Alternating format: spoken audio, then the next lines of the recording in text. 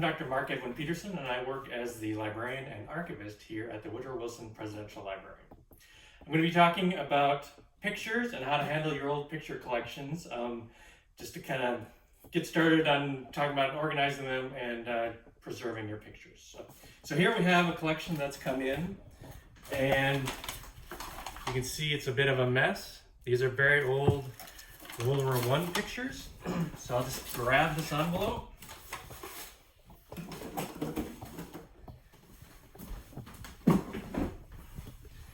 And so there's a couple issues that we want to talk about here with pictures like this. You see that I'm not wearing gloves.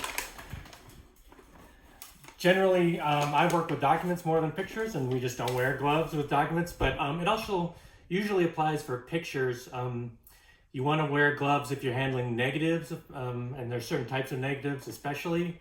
But you can clean pictures, and your clumsy gloved fingers can do a lot of damage to old fragile pictures. And so usually it's safest just not to use gloves. These pictures, you'll see they're very curled up. And what you want to do with pictures is kind of preserve their flat status and protect them from light and protect them from moisture. And kind of in with that, in protecting them from moisture, you also kind of want to make sure that they don't stick together, because the most common problem that is just disastrous that people have is a big stack of pictures where all the chemicals have fused together and you can't pull them apart. So what we would do with a collection like this, where we just started here, you can see it's still a long ways from getting anywhere, is put them into a folder of some type. So you can just go to an office supply store and find acid-free folders and envelopes and things like that. If you have any trouble, you can go to a company called Demco, or there's another called Gaylord. They have catalogs online, and you can get all sorts of acid-free material, and some of it specifically for pictures. But the main thing is that you have acid-free paper, and you're going to put your individual pictures in an envelope or folder. You don't want your folders shifting around too much, so if you just have folders, you want to have something to put them in a box so that they stay upright. Now the other thing to say is we're going to scan this as part of a different video, but you do want to go ahead and mark your pictures, because you're going to be putting these somewhere safe and people will be coming back years later. And so the first thing is to look at your picture and write on the back in pencil everything you know about it. And if you're going to do like a big scanning project, I would recommend just putting numbers, just sequentially give them numbers, and that way when you're doing scanning or when you're organizing things into subjects or anything, you'll have something to refer to, and also gives you a good idea of like how many pictures you have and how long the project will take. So archives write on things all the time with pencil. You do want to be a little bit careful that you don't have something that's gonna, in this case, leave a mark that comes through to the other side. So you might want to practice on like one that's you're not that interested in. Have kind of a firm surface and write your number on it. So I'll just go ahead and put an imaginary number here. And you'll see I make them big, because you may end up having thousands of pictures by the time you're done. And then if there's any problem, you just go ahead and erase it.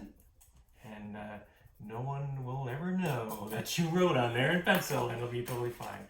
But again, you want to be very careful that you're not etching through and causing something that'll come through in the front. Now, sometimes pictures like this, they're so bent up like these.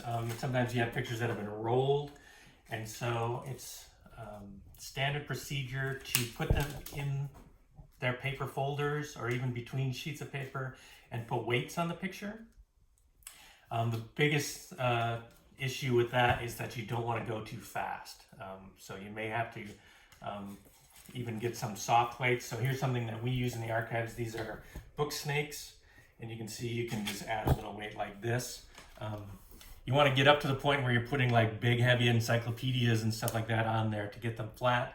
But this may take months if you have pictures that are really bad like this. And so that's something you want to kind of think about in your timing, but also like just how you're going to do that and where you're going to have space to put all your flattening pictures. These ones, they're very important military pictures, so we're going to have to come up with a way to flatten all of these hundreds of pages, hundreds of pictures. And so it's going to be kind of involved, that step in the process. And you'll see right now we're just going through and marking them with numbers. So basically it's very simple, but you want to be kind of methodical and think about where they're going to end up and how you're going to know what's going on and how you're going to hand this over to someone else. Conditions for your pictures, just as a final note, generally they like the same kind of things that we do. So if you have about 70 degrees and 50% humidity, that'll be okay for most pictures for quite a long time. As you get things that are more and more fragile, you basically want to have cooler temperatures and lower humidity. Anything that's on paper like this though, you should also note that you don't want your humidity to change a lot. So it's more important to have a stable humidity and even I would say stable temperature than really worry too much about if it's cold or if it's dry. Because the issue you're worried about is moisture leading to mold. And probably the second biggest disaster you can have with a photograph collection is mold really blooming, and then it's many times you end up having to destroy the pictures. So on that happy note, good luck with your collection, and you can always contact me at mpeterson@woodrowwilson.org, and I'll talk to you soon.